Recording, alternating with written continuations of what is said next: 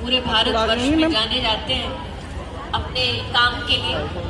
मैं उनके काम को लेके आपको एक एग्जाम्पल देती हूँ, उदाहरण देती हूँ। बाजार में दो तरीके का सामान बिकता है। एक बाजार में मार्केट में कबाड़े की दुकान पे लोहा भी बिक रहा है, एक बाजार में कपड़े भी बिक रहे हैं जो बाहर टंगे रहते हैं, डमी पर पहना दिए जाते हैं। लेकिन बाजार में लोहा खुले में बिकेगा, क्यों? क्योंकि उसकी वैल्यू कम है। लेकिन वही अगर एक कीमती कोई डायमंड है, हीरा है, आप गुप्ता जी से ही पूछ लो, क्या उसको बाहर दरवाजे पर ऐसे खुला छोड़ देंगे? उसको कहाँ रखेंगे? सेफ में भी बड़े अच्छे से कॉटन में उसके ऊपर बड़े ध्यान से उसको रखा जाएगा। क्यों? क्योंकि उसकी कीमत ज्यादा है। अब उसी को आज के टाइम से मैं कंपेयर करूं मेल और फीमेल में, तो बात बस इतनी है, पुरुषों बुरा नहीं मानिएगा, पर पुरुषों की जो कीमत है वो लोहे जैसी है और महिला जो है वो हीरे जैसी है। कीमत में फर्क है। अच्छा, इसके लिए कई बार क्या होता है ना, लड़कियों को थोड़ा सा सेफ रखा जाता है। हमारे शास्त्र कहते हैं कि जब लड़की बच्ची होती है तो पिता के संरक्षण में रहती है, टेक केयर में रहती है। बड़ी होती है तो पति के संरक्षण में रहती है, और बड़ी होती है तो पुत्र बेटे के संरक्षण में रहती है।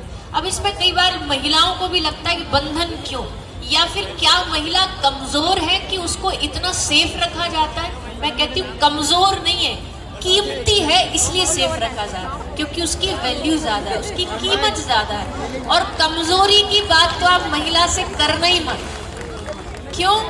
क्योंकि अगर नारी की, महिला की दिलेरी देखनी है तो भारतीय किसी भी शादी में जाके देखो, पुरुष जब आता है ब्याहने के लिए तो 100, 200, 400 की बारात लेके आता है, और वो शेरनी अकेली बिना डरे घर से चली जाती है।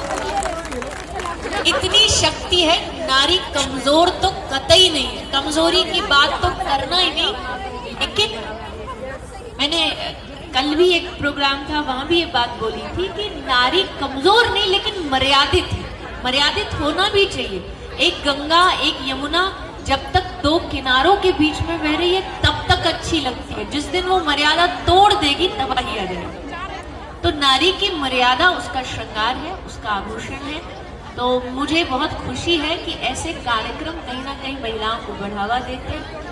ऐसे कार्यक्रमों से बल मिलता है, पावर मिलती है एक महिला को, एक लड़की को, कि वो कुछ भी कर सकती है, वो आगे बढ़ सकती है। और आज का क्षेत्र देखो, आज किसी भी क्षेत्र में जाओ, राजनीति में जाओ, किसी अध्यात्म में चले जाओ। अध्यात्म में आज से कुछ समय पहले तक लड़कियां कथा करें, वैसे क्वेश्चन आज भी उठाया जाता है, लेकिन कुछ समय पहले तक लड़कियां कथा करें तो पुरुष वर्ग बड़ी टेढ़ी नजर से देखता है। लेकिन आज भगवान की कृपा है कि लोग एजुकेटेड हो रहे हैं। हमारे माननीय प्रधानमंत्री महोदय का भी नारा है, बेटी बचाओ बेटी पढ़ाओ।